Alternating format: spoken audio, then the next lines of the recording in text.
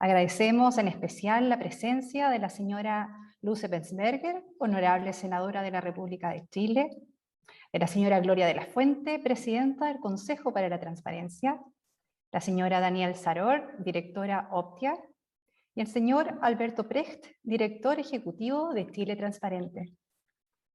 En primera instancia, dirigirán palabras de bienvenida el director general del Consejo para la Transparencia, señor David Ibaceta, y la directora de GovLab, Universidad Adolfo Ibáñez, María Paz Hermosilla.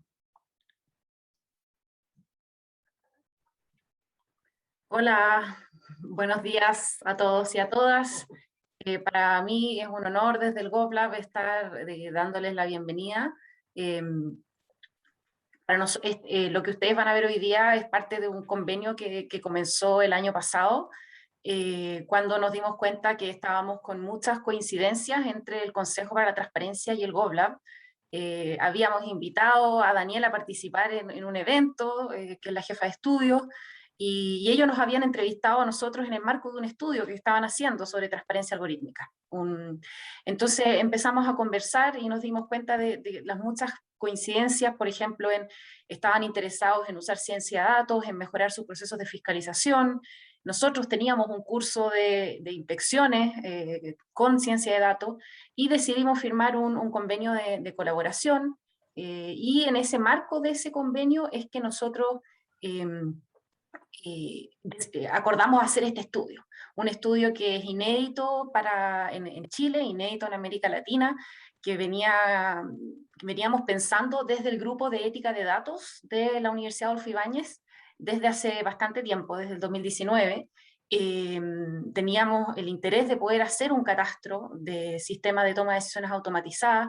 La directora la investigadora principal del estudio, Romina Garrido, había estado participando con nosotros desde el 2019, y ese es el origen de esta colaboración. En el fondo, la universidad se encuentra con un organismo público que está con las mismas inquietudes, los mismos intereses, y nos decidimos asociar. Y en ese sentido creemos que es una colaboración muy fructífera. Estamos muy contentos. Yo quería agradecerle muy especialmente a la directora a la presidenta del Consejo de la Transparencia, Gloria de la Fuente, por su visión de querer concretar esto. También al director David Ibaceta, por el compromiso de él y de todos los funcionarios de la institución, porque hemos estado colaborando con 3 áreas diferentes del Consejo en el marco de este convenio, y este evento específicamente muestra uno de los frutos del convenio, que es el estudio de transparencia algorítmica. Así que en realidad creo que entre todos debemos construir país, desde el sector público, desde el sector privado, desde las universidades, ¿no es cierto? Y creo que este evento y el estudio que ya está o va a estar prontamente publicado hoy día en la página web de la institución muestra estos frutos. Para el GovLab, que es un laboratorio de innovación que busca que se use la ciencia de datos para generar valor público. Queremos que se usen los datos, pero queremos que se usen responsablemente, y la transparencia es uno de los ingredientes muy importantes para esto, para hacer un uso ético de los datos, y creemos que con este estudio estamos aportando un conocimiento necesario, información que no estaba presente. Así que de parte del GovLab y de la Universidad Adolfo Ibáñez, de la Escuela de Gobierno, muchas gracias a todo el equipo del Consejo, nuestros colegas, y también a la investigadora principal de este estudio, Romina Garrido, y a su ayudante de investigación, José Pablo Lapóstol. Y con eso lo paso a David. Adelante.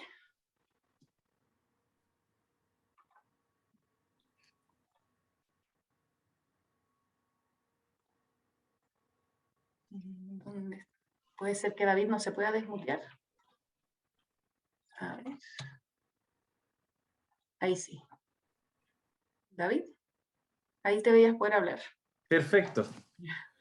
Bueno, primero que todo, muy buenos días, saludarlas a todas, a todos, saludar especialmente a la senadora Luz Eppensberger. Muchísimas gracias, senadora, por su tiempo, por participar en una actividad como esta, que creo que tiene un valor muy, muy potente, y creo que es muy relevante que desde el Poder Legislativo también nos acompañe una de sus representantes. Saludar también a nuestras amigas de la Universidad Adolfo Ibáñez, María Paz Hermosilla, Romina Garrido, que también han estado firmemente en la convicción de que estamos desarrollando un trabajo y mirando la transparencia, la función pública, la buena administración del Estado desde una perspectiva a largo plazo, porque la verdad de las cosas es que esto es una innovación tremenda. Y ya les voy a decir por qué podemos llegar a esas primeras conclusiones sin perjuicio de lo que se va a conversar en esta mañana. También saludar a Alberto Prech, que desde su posición como representante de una organización de la sociedad civil muy importante también ha estado permanentemente en estas materias. Desde luego a nuestra directora de estudios, doña Daniela Moreno, porque ella ha liderado también desde la institución este convenio. Este convenio que nace de unas conversaciones que iniciamos hace un poquito menos de un año, y eso es muy interesante porque ya estamos viendo los frutos de este proceso de colaboración, de entendimiento, de sinergias positivas, ya mucho antes de lo que tal vez hubiésemos imaginado, pensando en los términos estrictos de un convenio que tiene ciertas rigurosidades y solemnidades. Y lo interesante es que ha habido un entusiasmo y un desarrollo de actividades muy potentes. La verdad de las cosas es que a partir de la suscripción de este convenio el año 2020 y la materialización de gran parte de sus actividades en este año 2021, fundamentalmente en tres líneas centrales. Quiero mencionarlo porque me parece que es muy relevante también para entender la profundidad de la conversación y del trabajo que hemos desarrollado con la Universidad Adolfo Ibáñez. Hemos estado trabajando en el área jurídica, particularmente en temas de regulaciones, en temas de propuestas sobre lo que debe ser el futuro en materia de transparencia desde la perspectiva de la inteligencia de datos, de la inteligencia artificial, y ahí también merece su reconocimiento la unidad de regulación y normativa de nuestra institución, que ha desempeñado un rol muy importante. También hemos estado trabajando en los propios temas de la dirección de estudios, poniendo el foco en esta visión sobre un aspecto que es muy relevante, pensando fundamentalmente en la transparencia en el sector público en el próximo lustro. La verdad es que nosotros ya tenemos que ir separando de alguna manera lo que ha sido la regulación que vino en su momento a establecer y hacer material ese principio, esa condición establecida en la Constitución y que tuvo su desarrollo en la ley 20.285. Pero es una ley que, y la senadora lo sabe muy bien, está en un proceso de adecuación, pero ya a esta altura del partido ya estamos incluso un poco atrás. Así que ahí también hay un desafío súper potente, hay modelos muy interesantes, probablemente el modelo de la ley de transparencia interamericana 2.0 que viene desarrollando la OEA sea un camino. Y también desde el punto de vista de fiscalización, porque hemos desarrollado también algunas actividades de capacitación muy intensas. Pero lo que hoy día nos convoca es justamente este estudio sobre transparencia algorítmica. Y yo algo les comentaba a propósito de la experiencia en el sector público. La verdad de las cosas es que cuando iniciamos una de las variadas tareas dentro de este proceso, les preguntamos a los 933 sujetos obligados respecto de los cuales nosotros tenemos competencias, si es que tenían mecanismos o sistemas automatizados, y lo hicimos de una manera lo más fácil posible, y nos llevamos una sorpresa súper grande. Una mayoría súper importante de aquellos que nos contestaron, porque hay una cuestión también bien paradojal en este tipo de situaciones, nos mencionaban que no lo tenían. Pero muchas oportunidades sucedía que sí lo tenían, pero no entendían que lo que tenían correspondía precisamente a un procedimiento algorítmico para la solución, resolución o definición de una política pública determinada. Y esa es una cuestión sumamente potente desde la perspectiva de las exigencias que tanto legislativamente como desde el punto de vista de la construcción de una política de transparencia se establece. Y ahí creo yo que tenemos un desafío sumamente grande. Primero, desde luego, un desafío desde esta institución, órgano garante del derecho de acceso a la información, y también un desafío para los otros actores que están en este sistema. Siento que la transparencia y la vinculación con lo algorítmico tienen que buscar elementos sumamente potentes, reforzar la sensación de confianza, la seguridad, la determinación de por qué se ha definido un algoritmo en desmedro de otro, entender lo que es un algoritmo, pensar además en que las regulaciones sobreexigentes o la sobreregulación de determinadas cuestiones podrían eventualmente generar trabas o incapacidades desde el punto de vista de la institucionalidad para responder a ciertas circunstancias. Estaba mirando por ahí a propósito de esta conversación de esta mañana, un caso muy particular, no quiero entrar en el detalle específico, pero la norma decía drones de 750 gramos. Bueno, resulta que entonces la empresa, para salir de la regulación, construyó drones de 745 gramos y por lo tanto ya quedaba inmediatamente fuera de juego una normativa de esa naturaleza. Y creo yo que en esta materia, a propósito de la innovación, de las tecnologías, de la dinámica con las cuales se va desarrollando este tipo de actividades, hay que estar muy atentos a las formas, los mecanismos y los instrumentos a través de los cuales vamos regulando esta actividad.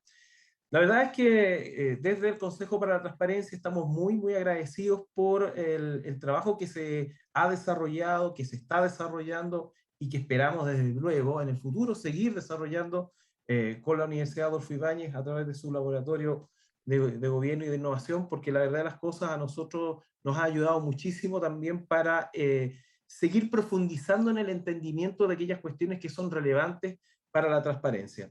La transparencia es un valor sumamente importante, es un principio, es un derecho, y ahí tenemos que ser extraordinariamente proactivos en la construcción de políticas, de acciones, de iniciativas que sean coherentes con un sistema que, por de pronto, requiere de mayores herramientas para resguardar el derecho de acceso a la información pública. Así que muy agradecido, un gran saludo a todas y a todos, y bueno, vamos a tener aquí una mañana muy intensa con nuestros expositores a partir de esta actividad. Así que les agradezco muchísimo y bueno, a su servicio como siempre. Muchas gracias María Paz y David por este saludo inicial que nos dio contexto también del de toda la actividad previa a este evento. A continuación, Romina Garrido, investigadora principal del estudio Transparencia Algorítmica en el sector público, expondrá los principales hallazgos de la investigación, explicando la secuencia de esta y el sentido de las propuestas realizadas en el tercer informe. Adelante, Romina.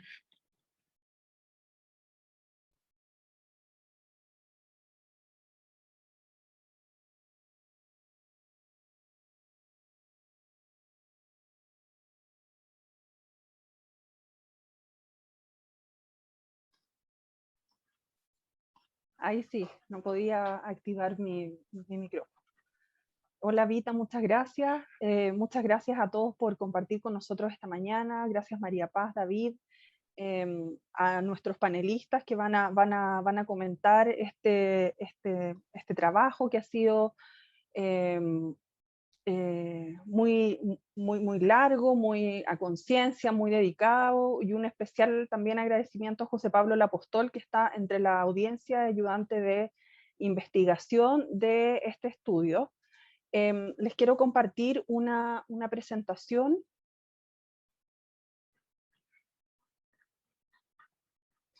Tengo... Se ve perfecto. ¿Sí? Perfecto, súper bien. Bueno, ya se ha dicho que este trabajo es fruto de una colaboración entre el GovLab y el Instituto y el Consejo para la Transparencia. Es un estudio exploratorio sobre transparencia algorítmica que partimos en enero de este año. Consta de 3 informes, son sendos reportes que nosotros elaboramos para el Consejo y que fueron entregados a lo largo de este año, y de lo cual ustedes van a conocer una versión finalmente un poco más resumida de los principales hallazgos, los principales números, y del grueso del trabajo que nosotros realizamos con el Consejo durante todo este año. Como les contaba, fueron 3 partes, tres informes, que nosotros para efectos de esta presentación y del estudio que será público, hemos dividido en 3 etapas. La primera fue realizar un catastro de sistemas de decisiones automatizadas, que nos permitiera poder continuar con las otras 3 etapas. Este catastro se basa en un contexto internacional que nosotros observamos de algunas obligaciones legales respecto a qué se tiene que publicar cuando las entidades públicas utilizan algoritmos. Vimos el caso francés, donde ellos a través de la ley han dispuesto cuál es el mínimo publicable de información cuando las entidades públicas utilizan estos sistemas. También a niveles de esfuerzos federales, como es el caso de Canadá, específicamente para las administraciones públicas, donde cualquier sistema de decisión automatizada tiene que cumplir con una normativa básica, y también algunas iniciativas voluntarias como la de Nueva Zelanda, donde si bien no existen obligaciones legales, sí hay un esfuerzo por fijar ciertas normas a las cuales tienen que adecuarse las entidades cuando utilizan este tipo de sistemas. Nosotros lo primero que hicimos fue levantar un catastro, y estos catastros están surgiendo en algunas partes del mundo a través de registros de algoritmos públicos. Encontramos 4 experiencias, una experiencia en Nantes, en Francia, una experiencia en Helsinki, una en Ámsterdam y además en Nueva Zelanda a través de un reporte de evaluación de algoritmos, donde también voluntariamente participan entidades públicas que informaron ciertos sistemas de decisiones automatizadas que estaban utilizando. Dentro de ese contexto, lo primero que necesitábamos nosotros era tener información. En Chile no teníamos una obligación similar respecto a informar los sistemas de decisiones automatizadas, pero tenemos una línea de base que es muy relevante, la Ley de Transparencia, que señala que cualquier información que esté en poder de la administración o que haya sido elaborada con presupuesto público tiene que ser pública. Entonces, desde esa línea base, y queriendo conocer la existencia de estos sistemas, nosotros partimos la elaboración de este catastro, que es una foto, por cierto, del momento en el que este se realizó y fue de carácter voluntario.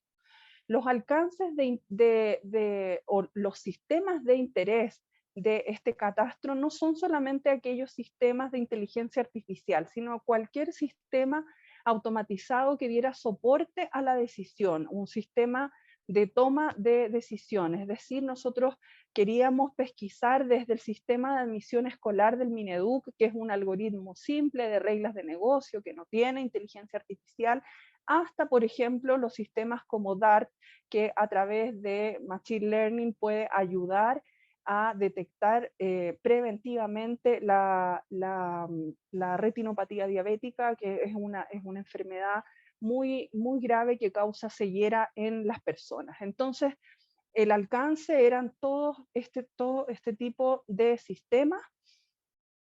¿Y cómo lo hicimos? El Consejo para la Transparencia en enero de este año despachó un oficio a 870 entidades públicas con una pequeña encuesta voluntaria, donde nosotros preguntamos si es que la entidad estaba usando sistemas de decisiones automatizadas. Nosotros en el oficio se definía que entendíamos por sistemas de decisiones automatizadas, porque también sabemos que puede ser un concepto que aún para algunos puede causar algún conflicto de qué es lo que estamos buscando, el nombre del sistema, el propósito, si hacía uso de datos personales o no, no siendo un requisito excluyente para informar el sistema que hiciera uso de datos personales, la categoría de datos personales que utilizaba, la unidad responsable y una cápita de información pública disponible. Esta recopilación se realizó desde mediados de enero hasta finales de marzo. Hubo un recordatorio para responder y poder lograr más adhesión de las entidades a principio de enero, y por cierto, durante todo el proceso de recopilación de respuestas, hubo varios desafíos. Por ejemplo, se informaban a veces sistemas que no era lo que estábamos buscando, se solicitaba muchas veces aclaración de lo que estábamos buscando, si es que tenían que informarse cierta clase de sistemas o no. Y lo más complejo fue que en algunos casos donde se respondía el oficio, que podía responderse de manera positiva, señalando sí, nosotros usamos sistemas de decisión automatizada y estos son, o de manera negativa, nosotros no usamos sistemas de decisiones automatizadas. En los casos en que no, nos dimos cuenta que algunas entidades que respondían que no, efectivamente usaban sistemas de decisiones automatizadas porque como, bueno, estamos constantemente siguiendo este tema, había sido de público conocimiento que ciertos municipios habían lanzado con bombos y platillos sistemas que estaban dentro del marco de esta investigación. Pero para no ser, para no tener una visión particular sobre algo, todas las respuestas negativas fueron contrastadas con la información que nosotros podíamos encontrar públicamente respecto a esa repartición. Entonces, en 14 casos donde nos respondieron que no, nosotros encontramos anuncios públicos en los sitios web, en redes sociales, donde la entidad señalaba que había implementado un proceso de, por ejemplo, un sistema de reconocimiento facial, un sistema de trazabilidad con inteligencia artificial y así. Entonces enviamos desde la universidad una réplica donde nosotros enviábamos esta información encontrada y amablemente solicitábamos si es que la entidad quería actualizar su respuesta. Ninguna de las réplicas fue finalmente respondida, así que nos quedamos ahí con 14 casos que nosotros, que es información pública, que ellos tienen sistemas, pero que no los declararon en el catastro. No es que no hayan respondido el catastro, porque las entidades que no respondieron el catastro quedaron fuera, sino que se respondió negativamente. Se despachó por parte del Consejo para la Transparencia un total de 870 oficios, se recibió 288 respuestas, algunas repetidas, por eso distinguimos entre respuestas válidas 285 respuestas. Aproximadamente participó un 30% de la muestra. Ustedes van a poder ver estas cifras detalladas en el informe, del cual un 80% respondió que no tenía estos sistemas y un 20% que sí los usaba. Las réplicas, como les comenté antes, que fue uno de los principales desafíos del catastro en su primera etapa, ninguna de ellas fue respondida. En cuanto a los tipos de servicios encuestados, nosotros acá quisimos separar en niveles macro, en grandes grupos, nivel central, municipalidades, lo que incluye las corporaciones, servicios de atención de salud, donde están los servicios de salud y además los hospitales públicos y los centros de educación donde están las universidades y los CFT públicos, donde estuvo bien parejo la cantidad de respuestas recibidas desde el nivel central con los municipios. Sorprende encontrar municipios pequeños que fueron muy diligentes en su respuesta y en informar los sistemas de decisiones automatizadas que ellos utilizaban para brindar servicios públicos. Nosotros también tuvimos que finalmente, de todas las respuestas, de las 285 respuestas válidas, hicimos una depuración porque nos declararon 219 sistemas en total. Pero a pesar de que nosotros íbamos respondiendo las dudas de que algunos sistemas quedaban fuera, de todas maneras muchas entidades prefirieron informar todo y hubo sistemas que nosotros directamente excluimos. Excluimos, por ejemplo, los sitios web que informan estadísticas, excluimos los sistemas de gestión documental, los de almacenamiento de datos, los de gestión de recursos humanos, donde obviamente no había un componente de lo que nosotros estábamos buscando de sistemas de apoyo a la decisión. Finalmente, de estos 219 sistemas, un 60% de esos sistemas fueron excluidos. Y hicimos otra clasificación entre sistemas válidos y sistemas únicos. Los sistemas válidos, bueno, dentro de la cantidad de sistemas que sí eran lo que nosotros estábamos buscando, habían varios sistemas que se repetían muchas veces en la información que nos proveían las entidades públicas. Y acá también tuvimos que tomar una decisión si considerarlo como un sistema o considerarlo como tantas veces como se repetía. Por ejemplo, el sistema de admisión escolar, el SIGES, DART, que son desarrollos que se han hecho al nivel de gobierno central y que se han desplegado en lo local. Y esos fueron considerados como sistemas únicos para ser analizados una sola vez, independiente que luego, como les comentaré, por su impacto, son sistemas que para nosotros resultaron ser uno de los más relevantes. Por lo tanto, tenemos 92 sistemas finales, de los cuales 17 solamente nos llenaron la parte de información pública disponible, es decir, con información que había sido elaborada directamente por la entidad. Nosotros excluimos, cuando pensamos en información pública, en la primera parte del estudio, otra información que nos entregaban a veces una noticia que apareció, qué sé yo, en un medio de comunicación o en la web del proveedor. De 53 sistemas no se envió ninguna información. Otros nos indicaron información de prensa o la web del proveedor, y 3 de ellos nos dijeron tiene que revisar la web de mercado público. En algunos casos nos enviaron el ID de la compra, en otros no. Entonces, finalmente, la cantidad de información pública disponible es baja. Los principales hallazgos de esta primera parte del catastro es la falta de una nomenclatura común para la identificación de estos sistemas. Hubo, como les comento, este proceso de preguntas y respuestas, aclaraciones y después, de todas maneras, depuración, la falta de información, las respuestas negativas y un uso público y evidente de ciertos sistemas de decisiones automatizadas que están dentro del foco de este estudio. También varios de ellos, son desarrollados por el nivel central, pero impactan en la gestión local, y de ciertos sistemas también que ustedes van a poder ver en el catastro. Es posible también recoger alguna experiencia internacional, buena y mala, siempre que debería tenerse a la vista en la implementación de estos sistemas.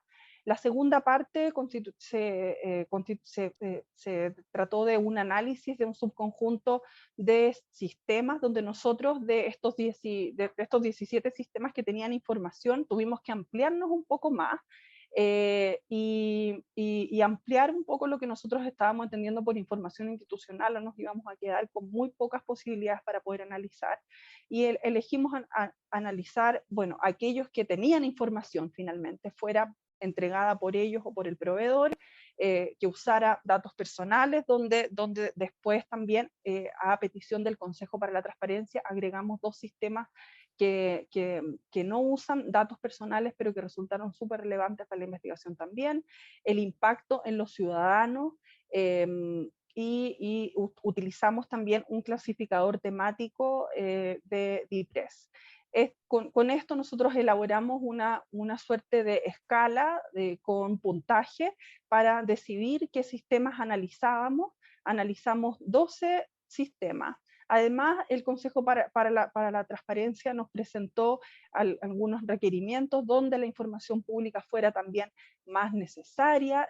Analizamos un sistema relacionado con las medidas de control de la pandemia por el tiempo en el que estamos viviendo, y donde las personas ejercen efectivamente el derecho de acceso a la información pública. Esto nos llevó a reducir los sistemas declarados a estos 12 para el análisis, donde ustedes van a poder ver en detalle el propósito de cada uno de de los 92 sistemas incluidos, estos 12 en el informe que va a estar publicado en la web del GovLab. ¿Cómo lo hicimos? Analizamos algunos marcos de referencia en materia de transparencia algorítmica que dividimos entre doctrinarios, de gobierno, normativos, para saber con cuál podíamos trabajar y pasar estos 12 sistemas a través de este marco de referencia. Elegimos finalmente un marco desarrollado por el Instituto Ada Lovelace de Reino Unido,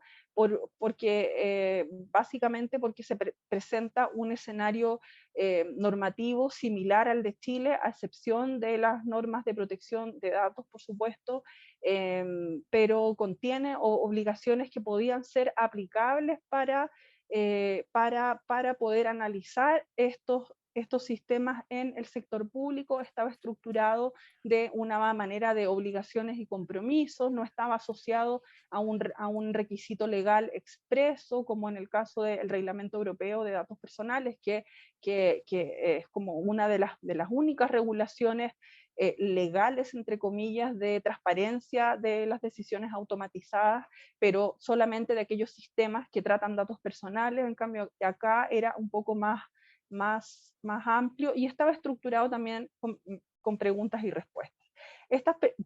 Con preguntas. Entonces, estas preguntas nosotros las llevamos a una ficha y cada sistema tiene su propia ficha.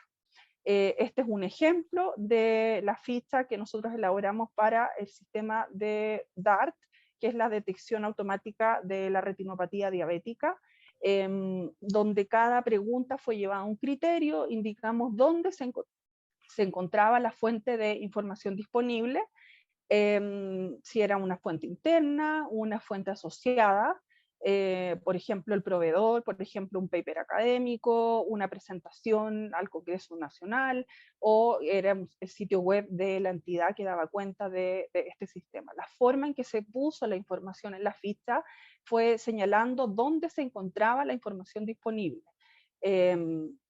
señalando el enlace preciso donde la información estaba. Los principales hallazgos de esta segunda parte, del segundo informe, es que nos dimos cuenta que de los 12 sistemas, de todos encontramos algo, en algunos en un nivel súper optimista, más del 85% de la información del estándar pudo ser respondida, y en otros un poquito más bajo, donde vimos que había un avance fortuito de la transparencia algorítmica vinculado a otras obligaciones legales relacionadas con la transparencia de la gestión pública, con las cuentas públicas, con la participación ciudadana, pero esa información está fragmentada, está dispersa, le falta estandarización, no tiene un destinatario definido, y también como uno de los desafíos de esta parte es identificar qué sistemas son de interés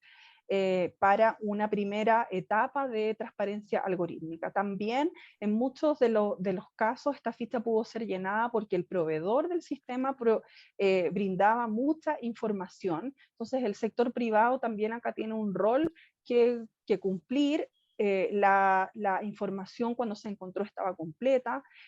Nosotros entendemos que y distinguimos que en ciertos casos se pueden aprovechar las capacidades existentes en la entidad, porque ya hemos tenido varios años de entrenamiento en materia de transparencia. Y también en esta primera etapa nosotros no encontramos grandes pugnas entre la interacción que pudiera tener la transparencia con normas de propiedad intelectual, dada la forma en que están formuladas las preguntas y que se llenaron estas fichas. La tercera parte es finalmente la propuesta de un estándar, con toda esta foto, con toda esta información, con la forma en que nosotros encontramos los datos y los sistemas catastrados. Nosotros primero delimitamos en esta parte del estudio qué entendemos por transparencia algorítmica, los tipos de opacidad, la opacidad intencional, la opacidad intrínseca, típica de no poder leer código, o la opacidad analfabeta, de poder entender cómo estos sistemas se despliegan y cómo afectan a las personas. Y fijamos ciertos objetivos, destinatarios, momentos y fuentes de la transparencia que ustedes van a poder revisar en el informe. Para nosotros es relevante destacar acá que nosotros estamos en esta etapa pensando en un destinatario usuario de un sistema que pueda recibir información, vaya o no a interactuar con un sistema de decisión automatizado, un usuario ciudadano, no un usuario técnico, y en ese sentido entendemos que algunas de las respuestas que ustedes puedan ver en el estándar probablemente no van a satisfacer un criterio técnico, pero sí van a satisfacer un criterio ciudadano, y que la información tiene que ser entregada antes de la interacción con el sistema y ni siquiera esperando que la persona vaya a interactuar con el sistema. Nosotros proponemos el concepto de transparencia algorítmica significativa, proporcionar a las personas, a los ciudadanos, la información necesaria para poder evaluar e interactuar con un sistema. También hacemos un breve análisis de que estos sistemas, al ser objetos de derecho y no sujetos de derecho, se rigen por las normas administrativas, porque pasan a integrar ese cuerpo de normas obligatorias que aparecen también en el informe, como la ley de acceso a la información, la ley de bases, la ley de procedimiento administrativo, por cierto, y la ley de datos personales. Y finalmente nosotros hacemos una propuesta concreta para poder reducir esta brecha de información entre ciudadanos y el Estado, mediante una acción normativa que debiese realizar el Consejo para la Transparencia, reforzando en el informe que esto sea una instrucción, donde señalamos algunos criterios mínimos que deberían incluirse en este estándar, como las facultades legales para poder implementar un SDA o un sistema de decisión automatizada, los efectos que produce, cómo opera, su propósito, los datos, la información relativa al costo y mínimo una información de contacto. Esto es básicamente lo que ustedes van a poder encontrar en el reporte. Muchas gracias y los dejo ahora con los panelistas. Muchas gracias, Romina, por toda la información que nos has compartido en estos momentos, y seguidamente vamos a dar paso al panel de comentarios del estudio, que será moderado por Daniela Moreno, directora de estudios del Consejo para la Transparencia. Adelante, Daniela.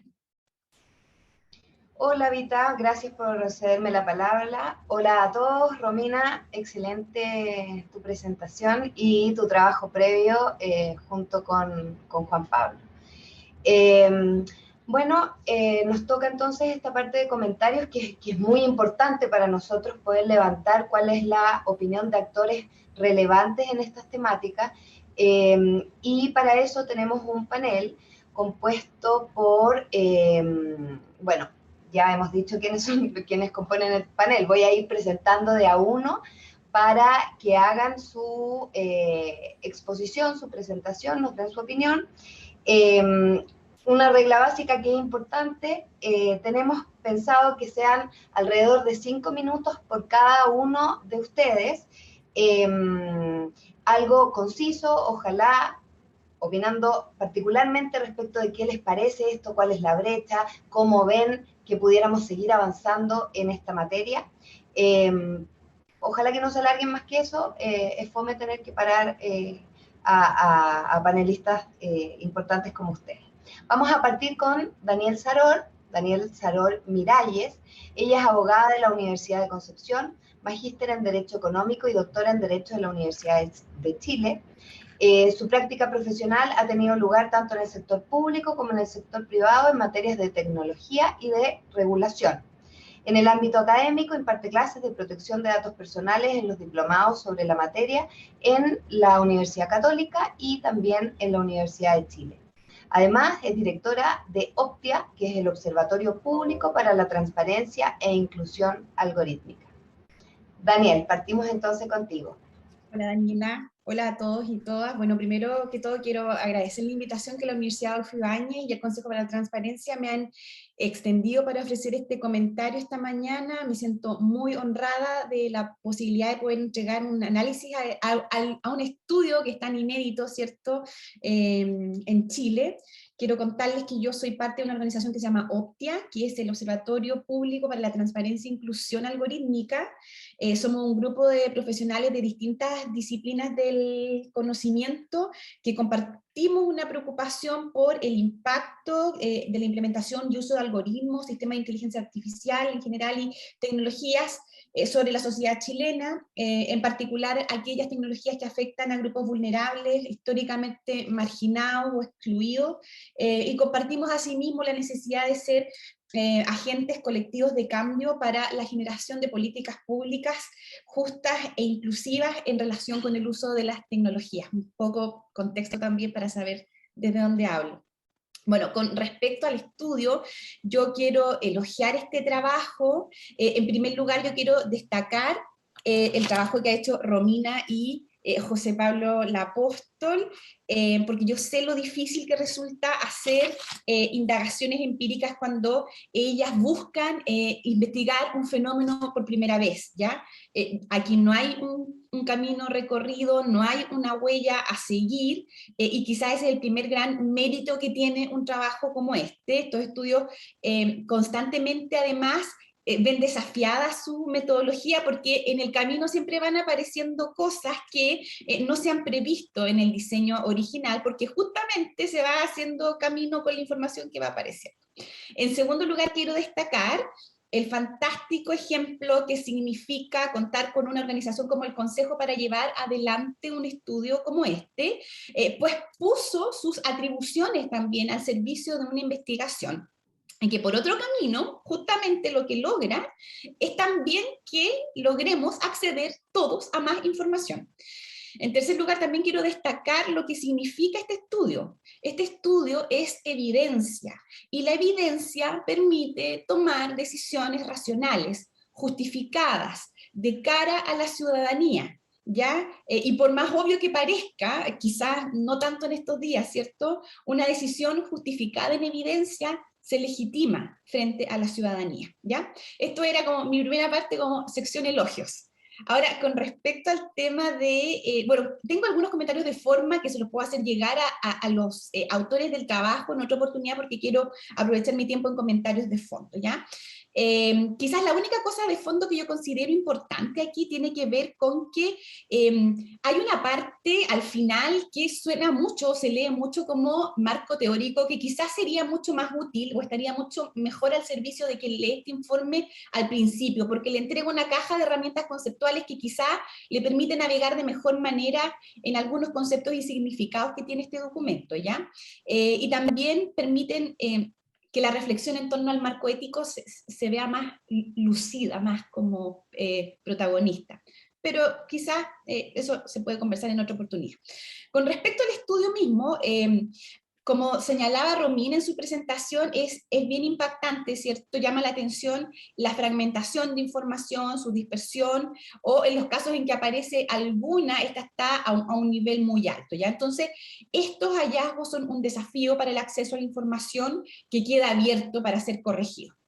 Llama la atención también aquello que dice relación con la necesidad de aclaraciones, y salvo que yo no haya entendido bien esta parte, yo también creo que aquí hay o se evidencia una falta o déficit en la formación de los equipos en torno a estos temas, porque lo que uno ve es que hay una inercia en la implementación de tecnología, pero no necesariamente con una comprensión conceptual de lo que se está haciendo. Por lo tanto, no hay una conciencia ni técnica ni ética de aquello a lo que se va a trabajar todos los días. ¿Por qué? Porque las decisiones de implementar tecnología se toman a alto nivel, a nivel directivo, y hay funcionarios que simplemente están ejecutando, y equipos en el fondo que no son conscientes de la comprensión del proceso completo. Entonces yo aquí también veo un desafío ético en torno a los principios de responsabilidad, de explicabilidad y también de inclusión de la organización completa en la comprensión de lo que se está haciendo. Me llamó la atención el dato sobre los sectores en los que se aplican sistemas automatizados de decisiones, y quizás por lo mismo a quienes trabajamos en estos temas más o menos intuíamos lo que iba a aparecer, y uno hubiera esperado, ¿cierto?, encontrar más información sobre los sistemas de seguridad y vigilancia. ¿Ya? Y aquí en el fondo nos queda una deuda importante para indagar sobre esos temas. Por otro lado, a propósito de una clasificación que hace el informe, a propósito de la Dirección de Presupuestos, quiero recordar que, bueno, al principio del estudio se hace referencia a una serie de normas que regulan, ¿cierto?, algunos aspectos vinculados con la transparencia algorítmica. Bueno, si nos damos cuenta, buena parte de estos sistemas automatizados vienen aprobados como un gasto en una ley, que es la ley de presupuesto. Y esta es una fórmula habitual en América Latina de contrabandear, por decirlo de alguna manera, habilitaciones legales, ¿ya? Y aquí yo veo otro espacio importante para avanzar en transparencia en el uso de la tecnología. Qué bueno que tenemos a una senadora esta mañana, porque es indispensable que el proceso legislativo deje de esconder estas prácticas en el camuflaje, ¿cierto?, que entrega una glosa presupuestaria, y que sepamos con claridad cuándo se están utilizando estas tecnologías. Otra constatación que entrega este informe es el uso intensivo en materia de datos personales sensibles, y esto también es algo que más o menos todos sabemos, pero este estudio viene a reafirmar la necesidad de implementar mecanismos robustos en materia de ciberseguridad en el Estado, otro de los temas grandes que sigue pendiente en materia administrativa y legislativa en Chile. Un número muy importante que a mí me llama mucho la atención de este estudio tiene que ver con que el 76% de los sistemas de decisión automatizados estén destinados a implementar productos estratégicos, ¿ya? Y esto también nos entrega luces acerca de la urgencia de entregar algún tipo de directriz, porque esos sistemas de decisión automatizados están impactando directamente en la vida de los ciudadanos. Algo particularmente preocupante que recoge este informe también es el hecho de las negativas sobre el uso de sistemas automatizados de decisión, a pesar de que los propios organismos han informado por otros medios al respecto.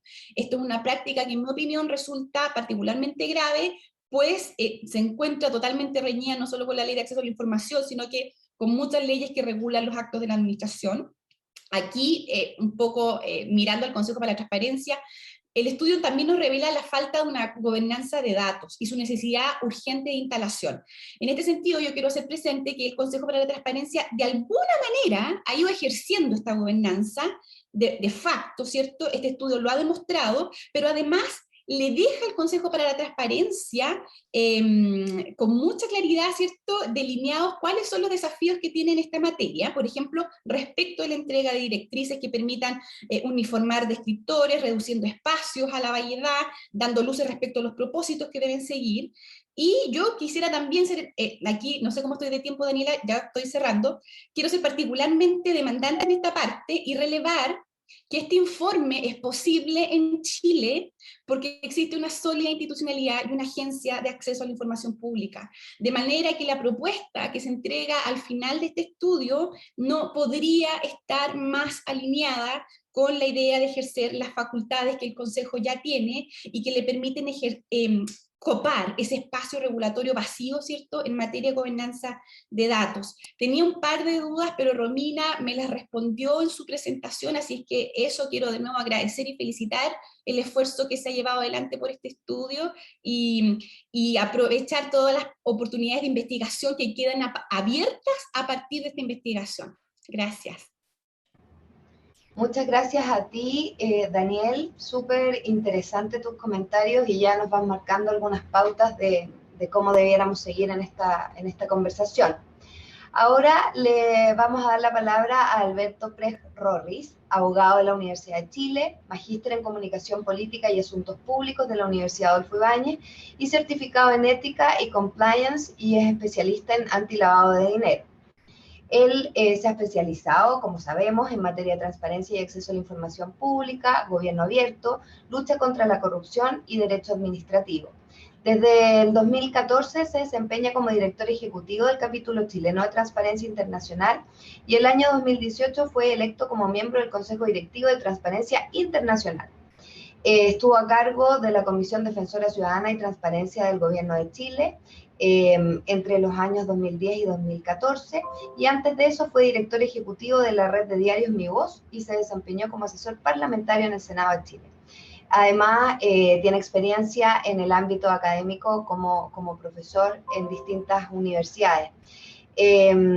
Alberto, tu experiencia, bueno, obviamente desde el mundo del acceso a la información, pero particularmente desde la Comisión Defensora Ciudadana y Transparencia, donde tú estás al tanto de cómo se vive en la práctica estas obligaciones. Cuéntanos, ¿qué te parece este estudio? Bueno, muchísimas gracias, Daniela. Primero, nuevamente sumarme a las felicitaciones a los autores del estudio, pero también a las felicitaciones por la persistencia que ha tenido la Universidad Adolfo Ibáñez en apostar en este tema, en apoyar al GovLab, en poder hacer que la Escuela de Gobierno hoy día sea un referente en esta materia, sin duda por muy sobre el resto de otras casas de estudio, a su directora, por supuesto, por este trabajo. Realmente es encomiable como profesor de la Universidad Adolfo Ibáñez, la verdad que es un orgullo el poder tener a la mano al GovLab siempre y poder estar colaborando. Y por supuesto el Consejo para la Transparencia, sumarme a lo que decía Daniel al final. Nosotros tenemos una institucionalidad muy fuerte en esta materia y es una institucionalidad que hay que cuidar. Ayer me tocaba estar con órganos garantes de Centroamérica, que tienen leyes incluso mejores que las nuestras en cuanto a sus obligaciones, y uno ve como un mal gobierno puede destruir lo sembrado en muchos años en países que necesitamos la libertad de expresión y por supuesto el derecho a acceso a la información como componente de esta. Respecto al estudio, no voy a repetir muchas cosas que ya se dijeron en la presentación o que señaló también Daniel. Estoy muy de acuerdo con ello. Es un estudio obviamente inédito, un estudio que hay que al menos yo lo tuve que leer 2, 3 veces para poder llegar a su completitud. Creo que es importante ese aspecto metodológico que señalaba Daniel. Este es un tema que ya desde la palabra algoritmo, para los que no somos expertos puede sonar un poco árido y hay que empezar a entender. Y de hecho el estudio, una de las primeras cosas que demuestra es que en general el Estado no entiende cuando se le pregunta por un sistema de decisión automatizada qué es lo que se le está pidiendo. Y esto se repite en otras áreas, pero en esta área, como debe ser de los pocos estudios donde el Consejo para la Transparencia ha ayudado con este oficio y ha sido tan extendido en los sujetos obligados de la Ley de Acceso a la Información, que eso queda muy patente. Y después, bueno, de hecho, de los que tienen respuestas, ustedes van haciendo un sedazo y ese sedazo al final queda en un porcentaje muy interesante, por supuesto, es un estudio que sin duda sirve para sacar conclusiones, pero que no está cercano, evidentemente, a la totalidad de una respuesta completa. Recordemos que el acceso a la información tiene entre sus atributos la completitud de la información. Entonces, si el Estado no entiende lo que se le pide, es muy difícil que eso pueda llegar a tener un margen mayor de datos y de poder hacer un estudio más profundo. Y ahí voy un poco a la segunda pregunta que contiene esta presentación. Ahí hay un rol importante del Consejo para la Transparencia. El Consejo para la Transparencia en su historia ha hecho un rol pedagógico fundamental para que el Estado, para que los sujetos obligados entiendan qué es lo que se les está pidiendo. Voy a poner un ejemplo muy del inicio de la ley. ¿Qué significa la remuneración mensual anualizada? Cuando se pedía que los funcionarios públicos publicaran sus sueldos, y entonces uno lo publicaba a la mensual, el otro con PMG, el otro con CIP-PMG, con la bonificación A, B, C y D, hasta que el Consejo de la Transparencia hizo una fórmula clara, que de hecho a nosotros en la Comisión Defensora Ciudadana nos tocó implementar en la Administración Central, y hoy día los sueldos, más o menos, todos están estandarizados. Segundo punto importante, Romina algo lo señaló, pero me gustaría ahondar en aquello. Nuestra normativa actual hoy día obliga a que esta información sea información pública y transparente. Yo ahí no creo que haya que hacer mayor variación, porque nuestra ley es muy clara en señalar lo que es información pública. Es información pública toda información que obre en poder de la Administración del Estado, sin importar su fecha de elaboración, si está clasificado o no, quién la elaboró, su contenido y lo más importante, el formato. Entonces, no es incluso necesario que esté en un documento escrito, que esto sea un papel, sino que basta que sea un conjunto de códigos que esté en alguna plataforma para que esto sea información pública. Obviamente, esta información pública no puede chocar con los intereses que están resguardados con las causales de reserva, pero en este caso nosotros creemos que además cuando el Estado invirtió con nuestros impuestos, esta información está buena para ser reutilizada. O sea, el Estado ya la compró, ya invirtió, ya creó, y por lo mismo estos sistemas de decisión automatizada deben estar al servicio del sector privado, de la sociedad civil y de la academia. Y con esto quiero retrotraerme a cuando se hizo la discusión de la Ley de Acceso a la Información, y uno de los pocos puntos complejos que tuvo esa discusión fue acerca de si el acceso a la información puede tener fines de lucro, es decir, si la información que yo obtengo del Estado efectivamente la puedo reutilizar y después venderla o crear un sistema mejor. Y claramente sí, y eso genera sinergias, genera conocimiento, y como vuelvo a decir que el Estado ya invirtió con nuestros impuestos. Por lo mismo, acá el Consejo para la Transparencia tiene un rol muy importante, creo, un rol de, primero, de educación en esta materia. Sería muy bueno que se hiciera una instrucción general en esta materia específica, creo que es algo que la unidad normativa debe estudiar, aprovechando que está David acá, creo que es algo que podría ser muy interesante que ustedes hicieran. Y tercero, que creo que es algo más de fondo y que tiene que ver con esta adecuación normativa menor de lo que uno esperaba que se le está haciendo a la Ley de Acceso a la Información, en cuanto a que el Consejo para la Transparencia tenga un rol respecto a la calidad del dato. Porque lo que más sufrimos los que analizamos datos o los que analizamos respuestas de solicitudes de acceso a la información es que cuando tú preguntas A, la respuesta puede ser desde la A a la Z. Cuando tú preguntaste A. Y ahí la calidad del dato es fundamental, y lo vemos todos los días con la plataforma de Infolobby, con la plataforma de Infoprobidad, donde la verdad que la calidad del dato termina siendo algo secundario. El acceso a la información ya está cubierto en el país, hay que resguardarlo a nivel constitucional, podemos seguir avanzando en aquello, tenemos que hacer la educación normativa, sin duda, pero la calidad del dato hoy día no existe, mientras siga estando solamente en manos de quien elabore esa información. Con esto me quedo para estar dentro de mis 5 minutos, Daniela, porque yo sé que tú eres muy estricta con los tiempos, así que me cuidaré de cualquier tipo de regla. Muchas gracias, Alberto. Interesantísimo también lo que dices y bueno, los desafíos que se siguen marcando para el Consejo.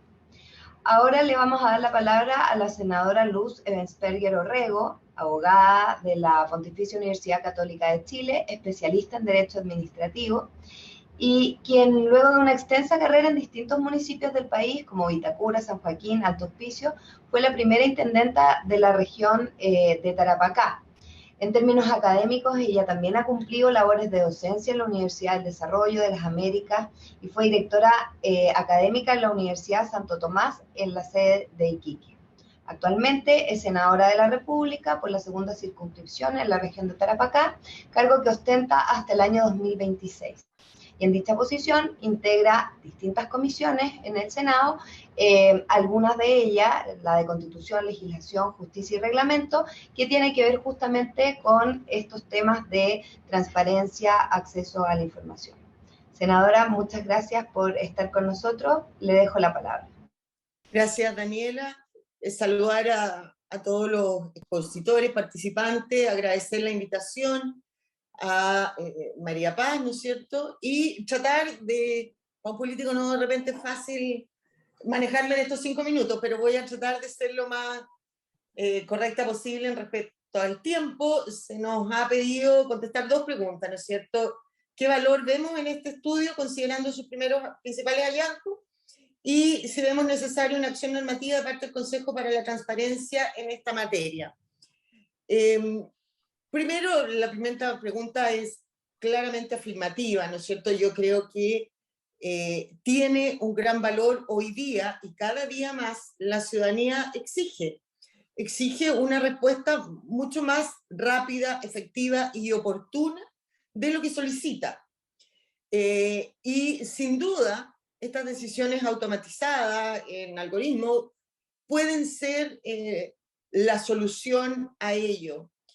Vamos hacia allá, necesariamente esto es una herramienta que se debe tener presente y creo que este estudio es un gran avance. Yo no soy experta en la materia, sí soy estudiosa, trato de buscar información y tal vez mucho más que aportar hoy día. Quisiera hacer muchas consultas, ¿no es cierto?, que son las que me van dejando en duda o que me despiertan algunas dudas respecto de este estudio que valoro enormemente. Partamos por eso. Yo quisiera señalar, y aquí algo se dijo, no se requiere, desde mi punto de vista, avanzar legislativamente en estas decisiones automatizadas y su transparencia. ¿Por qué? el principio de la transparencia de los servicios públicos hoy día ya está consagrado en la Constitución, tenemos una ley de transparencia que afecta también a los municipios, y tenemos legislaciones de respeto de datos, la propia ley, ¿no es cierto?, del Consejo para la Transparencia y el Acceso a la Información, que hoy día está siendo modificada en la Comisión de Gobierno, que también integro y que da un paso más allá, incluyendo a nuevos obligados tanto a la transparencia activa como pasiva, en fin. Creo sí que se requiere una normativa que, como viene en la propuesta del estudio, más que una ley, debiera ser a través de circulares, instrucciones, que entregar el Consejo para la Transparencia, que claramente tiene que de alguna manera fiscalizar y adecuar todo lo que esto significa. ¿Y por qué lo digo? Porque creo que esta materia, la tecnología, la inteligencia artificial, estos algoritmos que se pueden utilizar, ¿no es cierto?, son muy dinámicos, lo dice también el estudio. Y por lo tanto, si tú te amarras en una ley que luego, para su proceso de cambio o adecuación, es bastante más lento de cómo avanza esta materia, creo que puede ser más pernicioso que ayudar.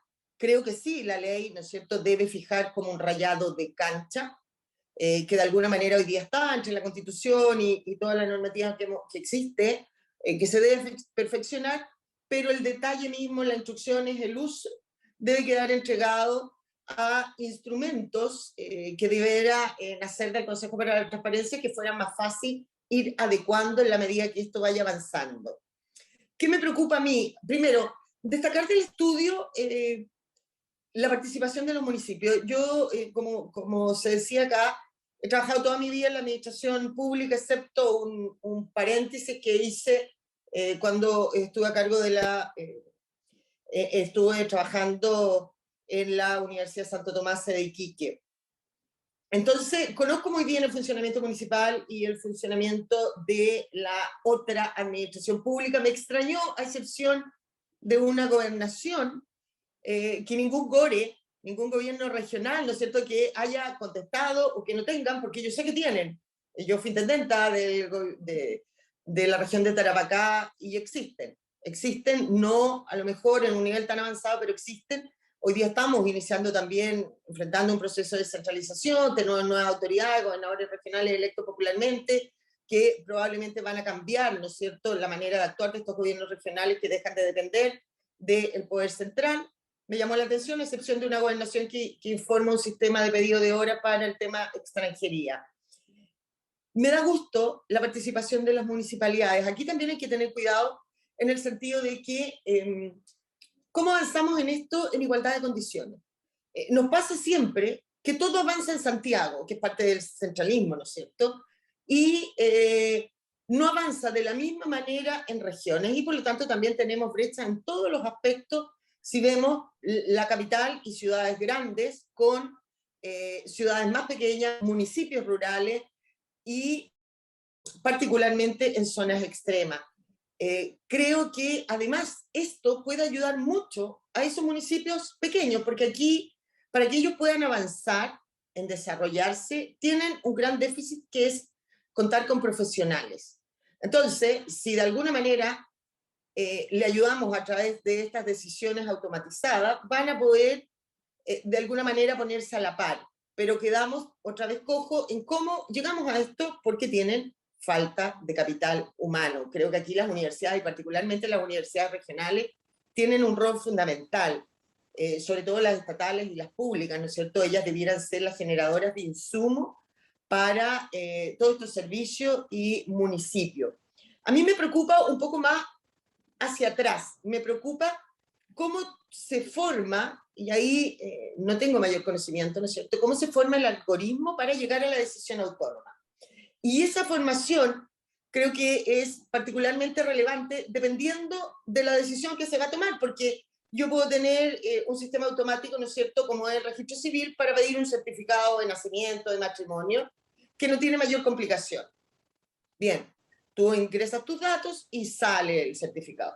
Pero cuando las decisiones son mucho más profundas, es importante saber y que conozca la ciudadanía para que tenga confianza en estos algoritmos, cuáles son los criterios en que se basa este algoritmo para concluir una determinada decisión.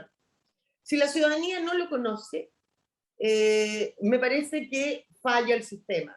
Falla el sistema y uno pone en jaque otro tipo de cosas. Por ejemplo, si yo hago una solicitud a un servicio público y eso se me resuelve a través de un sistema de decisión automatizada y me la rechazan, yo tengo recursos, ¿no es cierto?, para imponer y pedir la reconsideración. Pero uno podría decir que estos sistemas, al ser automáticos, estas decisiones, no debieran fallar. Entonces yo podría decir, bueno, me van a rechazar todos los recursos, me están quitando mi derecho a pataleo.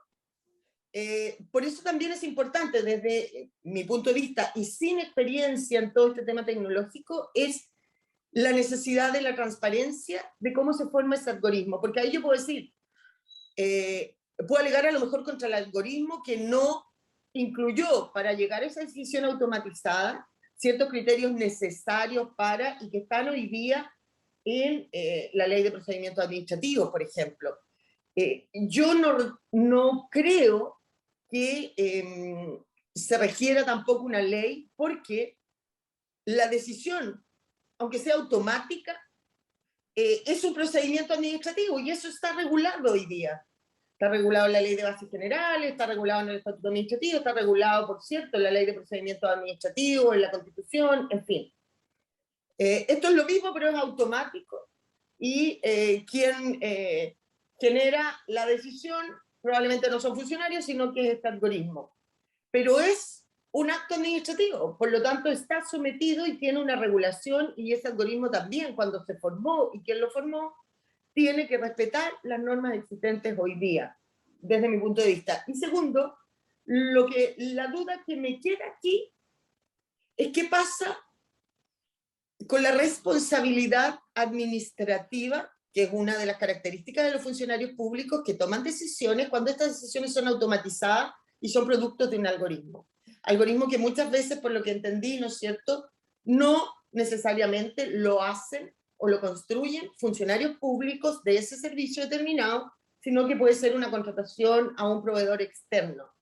Entonces aquí como que desaparecería un poco la responsabilidad administrativa en los actos administrativos, y ahí me confundo de cómo solucionar y avanzar en eso, ¿no es cierto?, porque la responsabilidad administrativa es algo esencial en los funcionarios públicos. También me preocupa el tema del uso de datos sensibles. Hoy día tenemos ley, creo que también eso está resuelto, pero necesitamos que alguien lo fiscalice. Yo recuerdo, y algo decía Alberto, ¿no es cierto?, de la utilización de esta información que tú obtienes a través del sistema de la transparencia de la administración pública, del Estado, de los municipios. Si es pública o no, yo también creo que es pública, salvo aquella que está limitada, ¿no es cierto?, por la ley de datos personales, o aquellas que son excepcionalmente en la propia ley del acceso a la información. Cuidado sí con el uso que creo que eso también habría que regularlo bien, con el uso que el Estado puede hacer de esa información. Porque a lo mejor yo al hacer una solicitud ingreso ciertos datos, pero para esa solicitud, ¿puede el Estado, esos datos que yo ingreso para pedir esta solicitud determinada para un determinado acto administrativo puntual y específico, utilizarlo en otro servicio público? Debiera, así, pero es discutible hasta qué punto, ¿no es cierto? Pero en principio creo que la respuesta también debiera ser positiva. A diferencia de que el Estado no lo puede usar. Yo recuerdo, ¿no es cierto?, cuando una información que salió hace años atrás y que intervino precisamente el Consejo para la Transparencia, salió en el Dínamo, si no me equivoco, cuando el CERVEL, que eso lo obligaba a confeccionar los padrones de los electores, vendía los padrones a la empresa privada, generalmente los compraban ahí por una investigación, o no sé qué fue lo que hizo el Consejo para la Transparencia, decretó que no se podía hacer esto, o fue a raíz de una denuncia, vestía casi 21 millones de pesos, ¿no es cierto?, a empresas privadas que lo usaban para sus fines comerciales, no para el fin que está realizado este padrón. Vendía esa información en que contenía nombre, RUT, dirección y no me acuerdo si el correo electrónico o no. Pero esos datos y los vendía públicamente. Datos que uno ingresaba para quedar inscrito y con derecho a votar. Entonces, esas cosas son las que me parece a mí que deben normarse más que regularse, porque creo que en términos generales este rayado de materia de transparencia está hecha.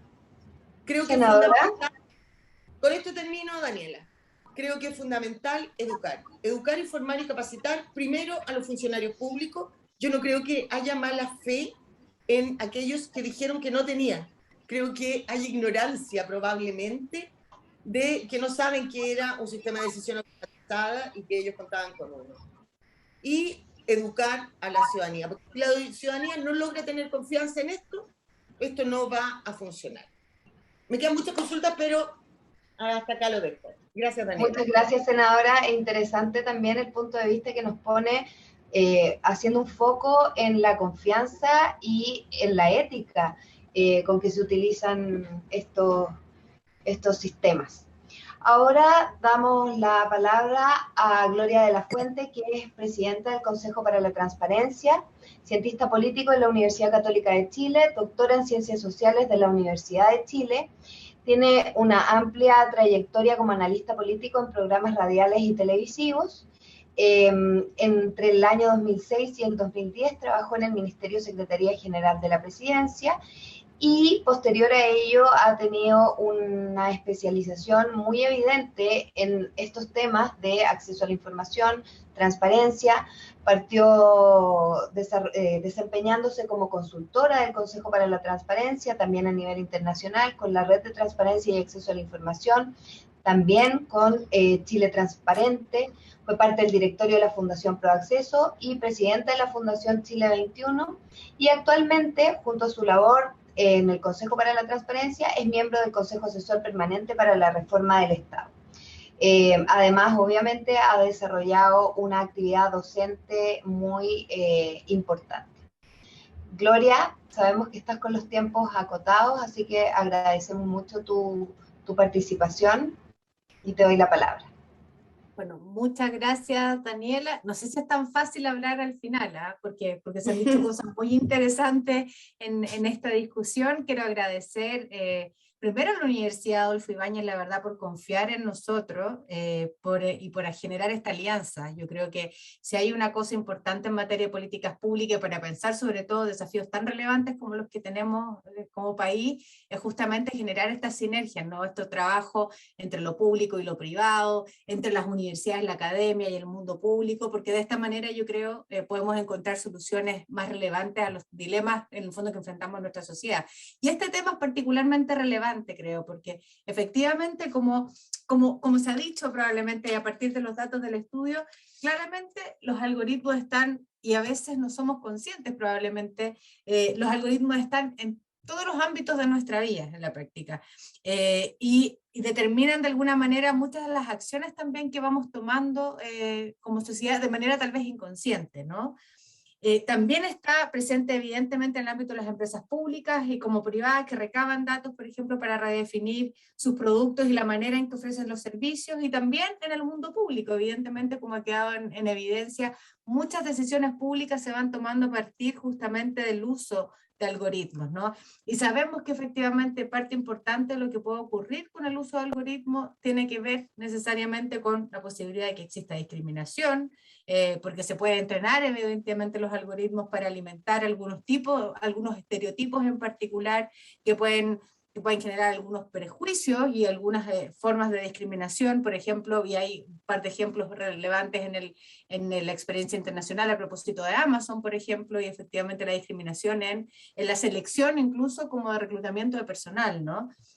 Hay sesgos que en el fondo se pueden replicar que son parte del problema. Existen asimetrías también de información que se pueden generar o efectos burbuja a propósito del uso de algoritmos, y en el fondo la pregunta entonces ¿cuándo debemos hacer algo en esta materia? Que es un poco lo que se ha planteado a partir de las exposiciones que escuchaba de Alberto y de Luz Eliana, ¿no? Los comentarios que se hacían al estudio. Y se puede generar también, y esto es parte importante de la preocupación de un organismo como el Consejo para la Transparencia, pero además de todos aquellos que conformamos un ecosistema en materia de transparencia e integridad pública, y ahí yo creo que tenemos un desafío también para instalar este tipo de temáticas en ese tipo de espacios, y que evidentemente el riesgo de corrupción o de malas prácticas, ¿no? Que existe efectivamente, o que no exista más bien, información sobre, por ejemplo, el tratamiento y procedencia de la información, ¿no? Y por lo tanto, una potencial manipulación de resultados en distintos ámbitos, ¿no? La experiencia internacional nos muestra cosas distintas en esta materia, y aquí fue muy interesante lo que le escuchaba tanto Alberto como Luz a propósito del senador Luz Ebensperger, a propósito de desde dónde partimos, ¿no? Nosotros en general en Chile estamos acostumbrados como al determinismo normativo, es decir, todo lo tratamos de normar, todo lo tratamos de reglamentar, de todo tratamos de hacer normas, y a veces el problema de esto es que la tecnología avanza tan rápido que a veces nos quedamos atrapados con las normas, y si no, el mejor ejemplo que tenemos es la Ley de Protección de Datos Personales del año 99, llevamos varios proyectos de ley tratando de reformar de generar una norma distinta. No hemos podido todavía generar, se han hecho anuncios en el último tiempo a propósito del cambio, nos sale el Consejo para la Transparencia y se crea una agencia distinta, pero vamos a llegar probablemente con una normativa que ya a poco andar probablemente no se va a hacer cargo de aquellas cosas que tienen que ver con el cambio tecnológico. Y eso es importante, entonces creo que hay que generar un justo equilibrio entre el determinismo probablemente normativo y la necesidad de generar amplitud en la norma que permita generar algunas competencias o poder ir actuando en el fondo, como por ejemplo Alberto decía, a través de algún tipo de instrucción general que el Consejo para la Transparencia pudiera generar a propósito del tema de los algoritmos, ¿no? Y así evitar estas restricciones que pueden ser a veces complejas. Creo que este tema también nos plantea con muchísima claridad algo que en otros ámbitos también se hace evidente, que es la ponderación entre, o cómo vamos ponderando el derecho a acceso a la información pública, la transparencia propiamente tal, con la protección de datos personales. Lo planteaba muy bien la senadora Luz Ebensperger, y me parece que es interesante mirarlo. Ahora, desde el punto de vista de la regulación, claramente existen distintas experiencias en el mundo, y ahí es donde creo que tenemos un desafío desde el punto de vista de nuestra tarea en el Consejo, a propósito además, que parte importante de nuestro rol es promover cambios a la norma, promover cambios regulatorios, hacer propuestas de cambio de política pública en este ámbito, es que podemos mirar distintas experiencias para saber hacia dónde avanzar, ¿no? Obligaciones legales, por ejemplo, como existen en el caso francés, donde existen algoritmos abiertos que indica que se deben, en el fondo, que indica que se debe transparentar y cuando se usan, por ejemplo, estos sistemas, aquello que se indica en la experiencia canadiense, que hay obligaciones más de carácter administrativo, o en la experiencia, por ejemplo, de Nueva Zelanda, que más bien hay un modelo voluntario donde existe como una carta de compromiso, particularmente en el sector público. Yo creo que como país podemos abrir la puerta a distintas alternativas, analizar cuál es la mejor forma de enfrentarlo, evitando el determinismo, en el fondo, insisto, normativo, porque muchas veces la propia lentitud a veces de la discusión de la legislación nos puede generar un problema respecto a cómo abordamos temas tan relevantes como este, ¿no? Particularmente lo que significa en materia de políticas públicas, ¿no? Y los sesgos que se pueden generar a propósito de la aplicación de políticas públicas que caigan en alguna de estas problemáticas que nos plantean los algoritmos. No me quiero extender más porque ya es muy tarde también, simplemente agradecer nuevamente. Yo creo que este tipo de espacios que nos permiten proyectar temas que son contingentes, pero que también tienen mucho futuro, que requieren mucha reflexión, son muy relevantes. Así que agradecer a Romina, al equipo de la Universidad Adolfo Ibáñez por confiar en el Consejo para la Transparencia y simplemente contar con el compromiso del Consejo también para seguir empujando este tipo de materia. Así que muchísimas gracias. Muchas gracias a ti, Gloria, y a todos los panelistas. Como bien dijo la presidenta del Consejo recién, estamos súper justos en la hora. Esto está planificado hasta las 11:30, por lo tanto, el espacio de preguntas que vamos a tener, además de las que ya están ahí, lo vamos a tener que reducir muchísimo. Y pienso que lo mejor es dejarlo un poco abierto. Yo les puedo adelantar que las preguntas que aquí se han ya escrito, mucho tienen que ver con la metodología del estudio. Y ahí, por supuesto, la voz es de Romina, qué hubieras hecho distinto en el levantamiento de la información, si la metodología incorporó o no entrevistas, grupos focales, si es que no hubieras contado con un oficio de parte del Consejo para la Transparencia para hacer la solicitud de información, ¿cómo crees que nos habría ido en ese levantamiento de la misma? Hay una pregunta más técnica que dice si el estudio consideró los códigos fuentes como algoritmo. Dicho de otra manera, nos dice Carolina, ¿se entendió que los códigos fuentes son algoritmos en poder de órganos públicos? Y si la respuesta es sí, si es que se consideró la jurisprudencia del Consejo en los códigos fuentes. Eso yo creo que es como un gran grupo de preguntas, pero han habido otros que los mismos panelistas nos presentaron. Algunos que tienen que ver con los temas éticos, y yo diría que la clave en general entre ustedes es si regular o no regular. ¿Cómo regular? Vamos primero con capacitación, como ha sido, lo decía Alberto, la tónica del Consejo para la Transparencia, cada vez que ha dado un paso más allá, primero parte con capacitación y luego fiscalización, o no, porque esto ya está en la ley y todo se entiende como transparencia activa y por lo tanto pudiéramos ir un poco más rápido a ese foco. Así que quizás Romina, con estas preguntas más metodológicas y luego una mínima ronda de quien quiera de nuestros panelistas comentar algo de aquello. Gracias, Daniela. Sí, súper breve en honor al tiempo. Respecto a la metodología que hubiéramos hecho diferente, ojalá haber podido haber hecho esta encuesta de manera obligatoria, pero también entendemos que este es un primer acercamiento a este tema. También haber pensado, haber podido solicitar más información, pero también nos encontramos con estas limitaciones. Las preguntas que nosotros hicimos fueron bastante simples, no queríamos, como en un lenguaje coloquial, marear un poco a las entidades públicas con las respuestas. Quizás también haber hecho algún tipo de acercamiento inicial con las entidades para poder aclarar cierta nomenclatura. No hicimos grupos focales ni entrevistas previas.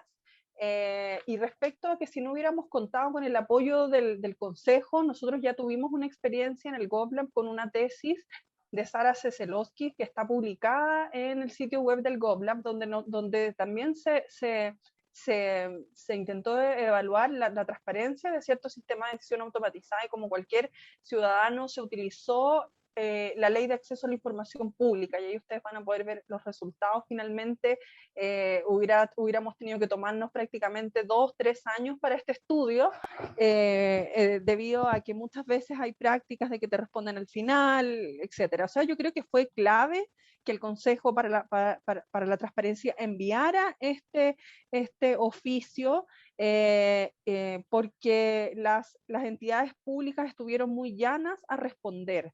Nosotros estamos contentos con la primera aproximación de más de casi un 30% de los sujetos regulados que respondieron. Respecto a los temas técnicos, nosotros no preguntamos el código fuente de los sistemas, entendemos que esta es una primera aproximación que mira la transparencia desde un usuario, y un usuario tiene una característica esencial, que no sabe leer código, es decir,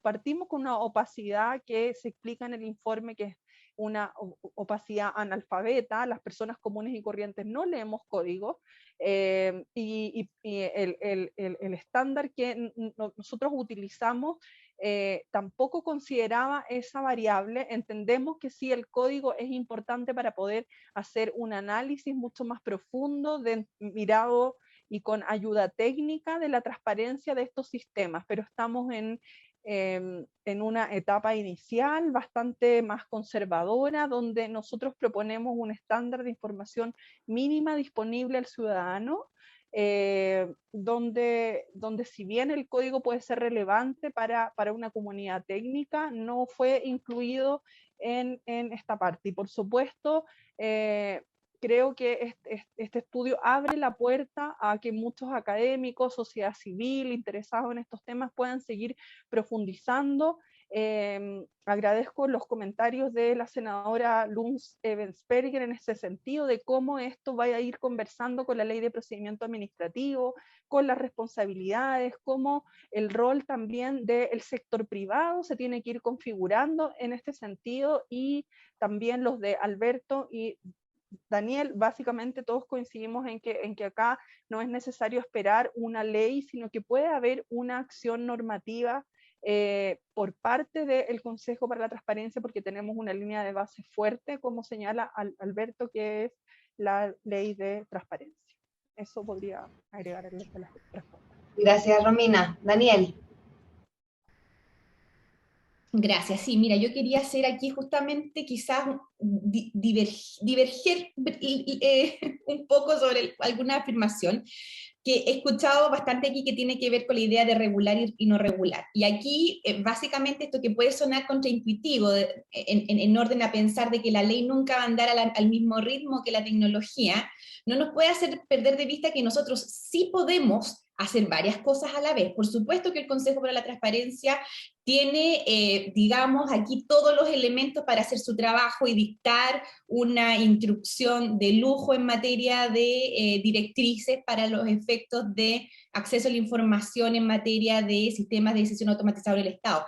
Pero eso no significa que los otros responsables públicos se queden atentos a ver qué pasa. Hoy día en materia legislativa hay muchos desafíos que desde el Parlamento sí se deben abordar, y aquí quiero hacer presente, no lo menciona en la primera parte del informe, pero sí lo menciona al final, que es la necesidad de reconocerle a los ciudadanos, ¿cierto?, el derecho a una explicación y eventualmente impugnar decisiones que son tomadas en el marco de la implementación de un sistema automatizado de decisiones. Hoy día en el Congreso está la Ley de Protección de Datos Personales que consagra justamente este tipo de derechos. Entonces, ojo ahí con esta frase de que la ley no tiene mucho que hacer aquí. La ley hoy día sí tiene o sí ofrece algunas respuestas que pueden ir allanando el camino y generando un panorama, ¿cierto?, donde la ciudadanía tenga muchas más garantías para defenderse en el caso de que alguna de estas decisiones automatizadas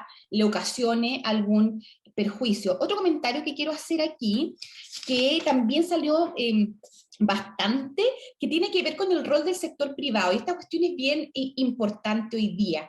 Se discute, ¿cierto?, en el seno de otras organizaciones qué pasa en el sistema de compras públicas cuando compran sistemas donde hay derechos de propiedad intelectual asociados a los sistemas de decisión automatizados.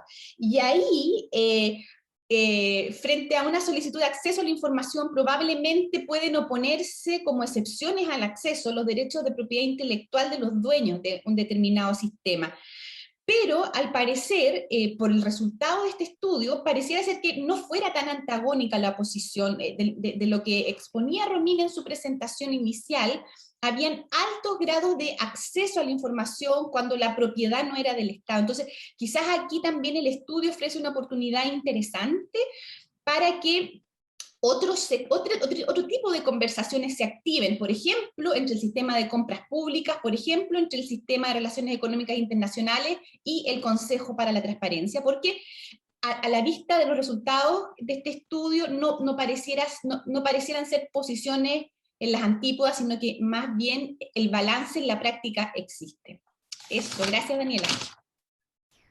Gracias a ti, Daniel.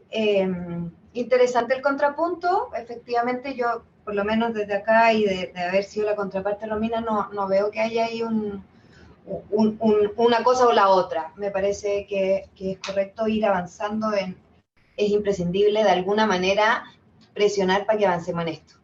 Y eso no hay que perderlo de vista. Y el rol del sector privado, obviamente, vincular actores es clave, no avanzar solo el Estado en esto. No sé, senadora, Alberto, si quieren sumar algo, de lo contrario podríamos ya ir cerrando esta actividad. ¿Daniela? Senadora. Sí, muy breve. Yo creo que en la pregunta de si normar o no normar, más que eso es que normal y primero tener conocimiento de todo lo que ya existe. Puede que claro, que a lo mejor por ignorancia yo no entienda bien el concepto del algoritmo y las decisiones automatizadas a través de ello. Pero creo que antes de decidir si tú tienes que hacer o no una ley, primero veamos qué es lo que tenemos, porque tenemos cosas, hemos avanzado, y si eso puede aplicarse a esto, porque yo creo que muchas cosas que hoy ya están, se aplican. Puede que existan otras que necesitan una ley, no una ley especial, a lo mejor modificar algo que está. Pero vuelvo a decir, mi primera aproximación, reconociéndome que no tengo todos los conocimientos técnicos de lo que ello implica, creo que la mayor parte normativa ya está, hay que a lo mejor consolidarla, revisarla entera, antes de sentarte a hacer una nueva ley que regule todo esto. Yo de repente pienso que mientras menos leyes, se avanza más fácil.